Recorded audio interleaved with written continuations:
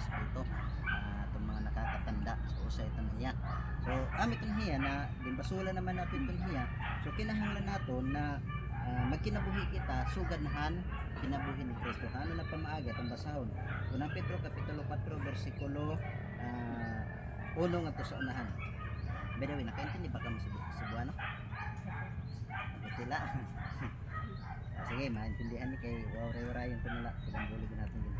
Busa maingon si Kristo nga miantos diha sa lawas sangkapin ninyo ang inyong kaugalingon sa samang tinguha kay bisan kinsa nga makaantos diha sa lawas nakahulong na sa pagpakasala. So nasiring dida sugad ni Kristo nagantos diha sa lawas sugad man gihapon na pamaagi ang atong kalugaringon magantos kita halawas kay kung nakaantos na nga ni kita halawas nakahulong na kita pagpakasala. So ano meton niya ang pagantos sa lawas?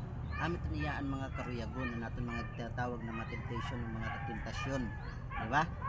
Amit niya na pinaagi dida kang Kristo, may bubulikit nato na natong kalugaringon mahimo kita na makaantos kay di kang niya pagkarawat ng bautismohan natong Ginoong Kristo sumala pa siring din ni Apostol Pablo ngadto sa mga taga-Roma na diri na hikamo ang iyo kalugaringon kundi si Kristo na kay naupod na kitahan pagka bautismo kang Kristo Kristo na ang nabuhi aton basahon na Roma Kapitulo 6 versikulo 3 wala ba kamo mahibalo nga tikang kitang tanan nga nabautismohan ngadto kang Kristo gibautismohan man ngadto sa iyang kamatayon busa pinaagi sa bautismo gilubong kita uban kaniya ngadto sa kamatayon aron nga maingon nga si Kristo gibanhag gikan sa mga patay pinaagi sa himaya sa amahan kita usab managawi diha sa kabag-o sa kinabuhi.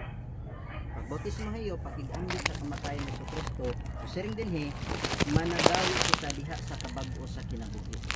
Sabihin ang mga daan nato ng mga ginawian, ang mga niyak na babag-uhon ka na.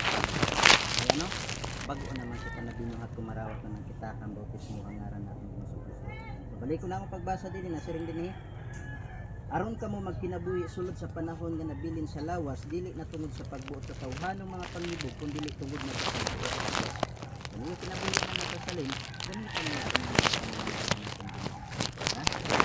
ayaw kita pagtapod na mga batan pa kita kamungayan lagas-lagas naman ako kamungayan kay ano ang kinabuhi diri sinasabot itong niya bangin mabot ang time na tigda kuhaon na natin ginawa natin kinabuhi kaya ang kamatayon waray pinipilit mga bata, malagat, madara, malalaki ng babae so ibig sabihin samdang buhi pa kita kaya ito na iyo kinabuhi na nasa salin na gamitan na niyo sa pagpangalagad sa atong Ginoo diri na hatawhanon na pagbuot ano man ini hatawhanon na pagbuot atong basahon na kay pa atong lini lakbitan ano kila kamo di pa kami nahagot